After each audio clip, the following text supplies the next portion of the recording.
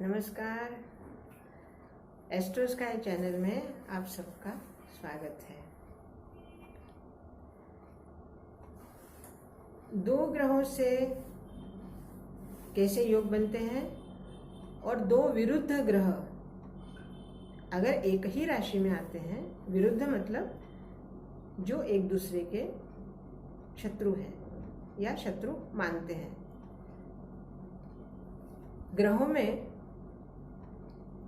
जैसे सूर्य किसी के भी शत्रु नहीं है, लेकिन सूर्य को शुक्र भी शत्रुत्व निभाते हैं, शनि भी शत्रुत्व निभाते हैं और राहु केतु भी शत्रुत्व निभाते हैं। तो ऐसे ही सूर्य और शनि ये दो ग्रह अगर एक ही राशि में हो तो उनका क्या प्रभाव होगा, कितना शुभ प्रभाव होगा और कितना अशुभ प्रभाव होगा। देखने में तो ये आता है कि शनि और सूर्य दोनों अलग यूनिट के हैं, तो निश्चित ही अशुभ प्रभाव होगा। लेकिन जो हमारी श्रृंखला चल रही है कि नक्षत्र में जिस नक्षत्र में जो है उस नक्षत्र के अनुसार सूर्य और शनि में अगर दोनों नक्षत्र अपने अपने मित्र के नक्षत्र में हो और दोनों में से एक ग्रह तो लग्नेश का कारक है ही, वो तो निश्चित है, लेकिन ये आपस में दोनों विरुद्ध हैं। लग्नेश का एक न एक तो है ही। मान लो अगर सूर्य चंद्र के यूनिट का कोई लग्न होगा तो उसके सूर्य उसके कारक हैं, और अगर शनि बुध शुक्र के यूनिट का होगा तो शनि उसके कारक है। लेकिन दोनों ग्रह एक ही राशि में होने के बाद उस जातक को कैसा प्रभाव मिलेगा, अब ये सोचने की बात है। अगर मान लो तृतीय स्थान में सूर्य और शनि दोनों हैं, जैसे सूर्य शनि और मंगल तृतीय स्थान में होने के बाद मैंने बताया था कि क्या प्रभाव होता है, वैसे ही शनि के साथ अगर सूर्य है तृतीय स्थान में, तो तृतीय स्थान पराक्रम स्थान का तो होता ही है, साथ में अगर तृतीय स्थान में शनि स्वगृही के हैं और सूर्य मंगल के नक्षत्र में है, तो सूर्य हो गए मित्र नक्षत्र में और शनि स्वतः की राशि में। अब यहाँ पर धनु लग्न के लिए सूर्य भाग्यस्थान के स्वामी है और शनि धन स्थान के स्वामी है, धन भी है और पराक्रम भी है। तो ये धन देंगे या नहीं देंगे, क्योंकि सूर्य भाग्यस्थान का स्वामी है और शनि धन स्थान के स्वामी है, जो कि पराक्रम स्थान में पराक्रमेश बन के है। तो इसका तात्पर्य ये हुआ कि उस जातक को धन पराक्रम से मिलेगा, लेकिन पराक्रम में उसे बहुत कष्ट होंगे, कई जगह उसका अपमान भी हो सकता है।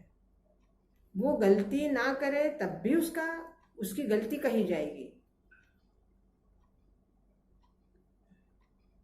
बार बार भाग्य उसको अवसर देंगे, लेकिन भाग्य से अवसर मिलने के बाद भी इसको कठिन परिश्रम करना होगा।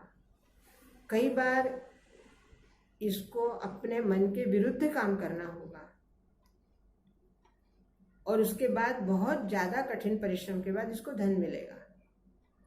अब सूर्य, जबकि अगर हम देखें तो सूर्य सरकारी नौकरी के भी कारक हैं, आत्मा के भी कारक हैं, तो इसका एक तात्पर्य यह भी निकलता है कि उस जातक को सरकारी नौकरी में कहीं उच्च पद मिल सकता है,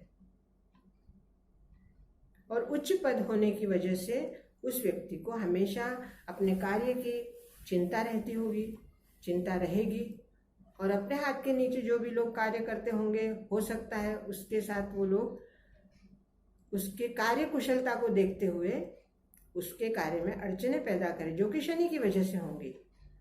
शनि की वजह से उसे पैसा भी मिलेगा, धन भी मिलेगा, लेकिन शनि की ही वजह से उसके कार्य में अड़चनें भी आएंगी। मतलब एक तरफ शुभ योग भी है और एक तरफ अशुभ योग भी। अशुभ कैसा कि उसे कष्ट ज़्यादा होंगे, और शुभ कैसा उसे धन पूर्ण मिलेगा, उसके धन में कहीं कोई कमी नहीं हो सकती, भाग्य उसको पूर्ण साथ देगा। अब तृतीय स्थान, मान लो ऐसे में लग्न स्थान का स्वामी अगर कर्म स्थान में है तो व्यक्ति बहुत ही ज़्यादा पवित्र और अपने कार्य में कुशल और बहुत ज़्यादा एकनिष्ठ कार्य के प्रति रहेगा, और अपने कार्य को जब तक उसका कार्य पूर्ण नहीं होता तब तक वो उस कार्य में लगन से करता रहेगा। बहुत बड़ा पराक्रमी और परिश्रमी रहेगा, अपने कार्य के प्रति बहुत चौकस रहेगा, और चौकस रहते हुए वो अपने कार्य को अंजाम देगा। शत्रु बहुत निर्माण होंगे इसके, लेकिन इसके शत्रु इसका कुछ बिगाड़ नहीं सकेंगे। शत्रुओं का तात्पर्य मेरा यह है कि इसके कार्य क्षेत्र में, इसके अपोजिशन में, इसके विरुद्ध लोग जाएंगे, क्योंकि इसका नुकसान करना किसी के बस की बात नहीं है। इसलिए लोग इसका किसी भी तरह इसको गलत साबित करने की कोशिश में रहेंगे, लेकिन भाग्य साथ होने की वजह से इसका कोई कुछ भी बिगाड़ नहीं सकता। दोस्तों, लग्नेश के साथ अगर इसका पंचम स्थान का स्वामी जो कि मंगल है, वो अगर द्वितीय स्थान में आ जाता है, और द्वितीय स्थान का मंगल जो कि उच्च का हो गया, तो इसके कार्य का नियोजन भी बहुत उच्चत्व लिए हुए रहेगा। कार्य बहुत सुचारू रूप से और सोच समझकर करने वाला होगा ये, और अपने कार्य में कोई भी जरा सी भी गलती ना निकाले, इस बारे में ये हमेशा सचेत रहेगा, और इसके जीवन में कोई इसकी गलती निकाल भी नहीं पाएगा, क्योंकि ये गलती करेगा ही नहीं। मंगल के उच्चत्व की वजह से ये अच्छी तरह से नियोजन करेगा। भाग्य का साथ होने से भाग्य इसको अवसर देते रहेंगे, और कर्म स्थान में इसका खुद का लग्नेश होने की वजह से ये व्यक्ति खुद हर काम अपने हाथ से करेगा।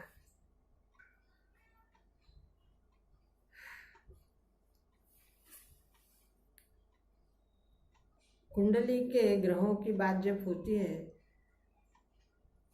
तो उसके साथ साथ जैसे नक्षत्र भी आते हैं। अब इन तीनों बातों में गुरु का नक्षत्र जो कि बुध की राशि में आ जाएंगे, कर्म स्थान में मतलब बुध की राशि में, कन्या राशि में, और इसीलिए इन्हें चौकन्ना रहना पड़ेगा, और चौकन्ना रहकर ही ये कार्य कर सकते हैं। बाकी के अन्य ग्रह जैसे बुध, सूर्य अगर तृतीय स्थान में है तो बुध भी वहीं होंगे आसपास, और बुध है अगर मान लो तो इसका मतलब यह हुआ कि बुध शनि और सूर्य साथ में, वहीं शुक्र भी है, तो कहीं ना कहीं शुक्र बुध मंगल ये चार ग्रह एक ही तरफ आ जाएंगे। अब रह गए चंद्र, चंद्र जो कि अष्टमेश भी हैं। चंद्रमा अगर तृतीय सप्तम स्थान में आ जाते हैं